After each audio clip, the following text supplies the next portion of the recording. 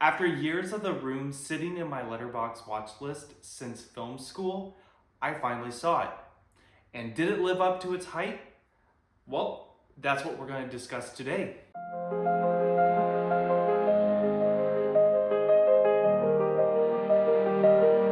Hey y'all, my name's Jordan and I love watching movies and then I review them by answering 3 different categories. The one thing I liked, the one thing I hated, and the one thing I would change about it. And today, it's The Room, like I just said. So, go grab your popcorn and candy and let's dive on in. Okay, before we dive into the review, I just want to explain what The Room is and why it has such a cult following.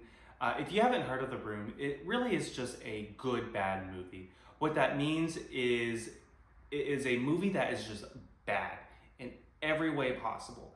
Now, there are bad movies where they're just not good to watch. They're absolutely boring.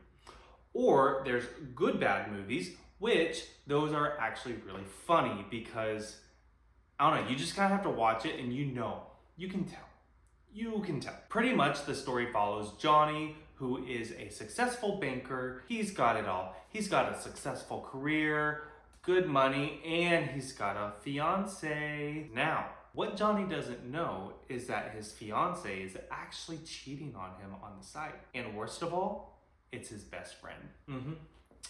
Yep. The one thing I liked about this film was the unintentional comedy. Now, like I said, because it's a good, bad movie, that means it's fun to laugh at.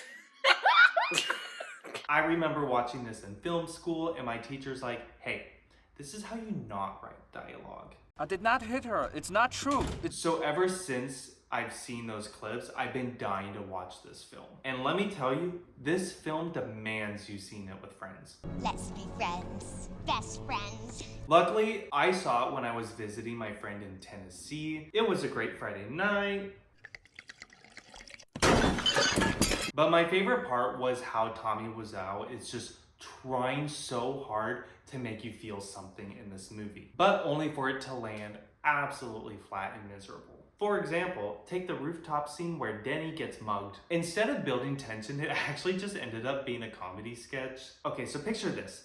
The thug just shows up out of nowhere and Denny is just getting hammered by this guy. And then within seconds, literally almost half the cast just happens to take a little stroll onto the rooftop. And the way this scene plays out, what it's supposed to do is be a eye wide opening thing, like eyes wide open. Why am I blanking out? It's supposed to be a wake-up call for Denny, but instead he just gets lectured by Grandma, who gives the most lifeless monologue possible for not doing drugs.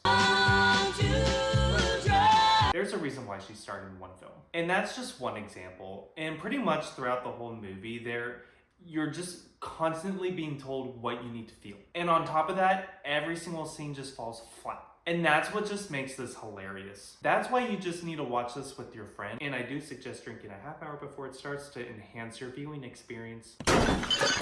Those who don't drink, you can drink a mocktail before. The one thing I hate about this movie was how boring it was. Maybe it's because the alcohol just didn't kick in quick enough, but I just kept waiting for this movie to be over. Then again, what else can you expect from The Room? With good, bad movies, there is a problem today. They become so mainstream that they're no longer a hidden gem. The best moments get clipped, memed, and analyzed to death. So by the time you actually watch the movie, you're just waiting for those highlights to appear. And what happens in between? It drags on. It's like you're walking through a desert, but instead of sand, it's more like scenes that think they can be a movie that aren't. A recent example of this is Amelia Perez. And that's how this movie felt. For me, I already saw the funniest scene in film school. Oh, hi, Mark. So the rest of the film just felt like it was a student-made film who just doesn't have the it. Sure, the dialogue is a joke, but it kind of gets old pretty quickly. Before long, you're just suffocating,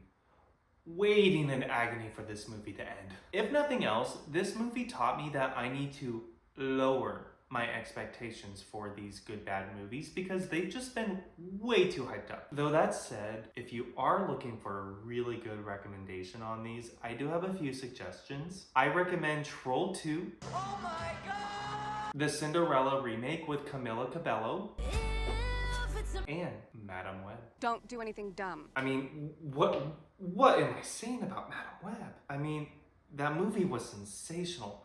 The fact that it didn't even get an Oscar nomination, I've lost all hope in this world. The one thing I would change about this film, though there were many, is adding an interesting subplot. A good subplot should enhance the main story while adding depth while still connecting to the central plot. For example, in Barbie, Ken's self-discovery journey in itself is an adventure, and it complements Barbie, who's also going through a self-discovery arc herself. It just works. Technically, Lisa's cheating and inner self-conflict should be a subplot in this movie, but since the movie revolves around Johnny just going out of control with him potentially losing his relationship, the movie kind of felt like it made Lisa's subplot more of the main story. What's the issue with this? Johnny's storyline doesn't have a lot of weight. His screen time is almost split 50-50 with Lisa's, making the film feel aimless. But don't worry, I got a solution. I usually tend to have solutions. You know, how I fix Cinderella. Can we fix it? Yes, we can! The way to fix this is heightening Johnny's goal,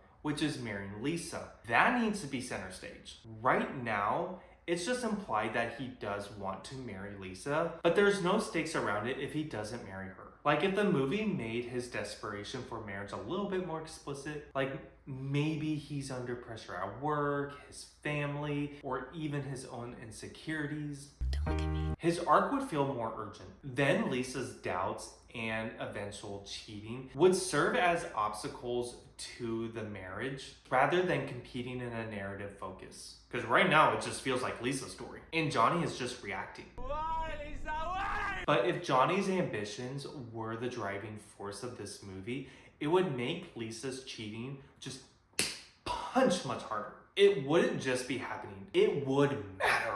Overall, watching The Room with a friend, good. Watching The Room itself, not so good. I ended up giving The Room 1 star on Letterboxd, not because I expected a masterpiece like Madam Web, You're gonna love it. I think you're gonna see it twice. but because the hype just set me up for something funnier. The best moments of this movie are all over the internet, so all the in-betweens just dragged on. If anything, watching this movie taught me that you do need to watch these good bad movies with your friends. It's what makes the experience for these movies way more enjoyable.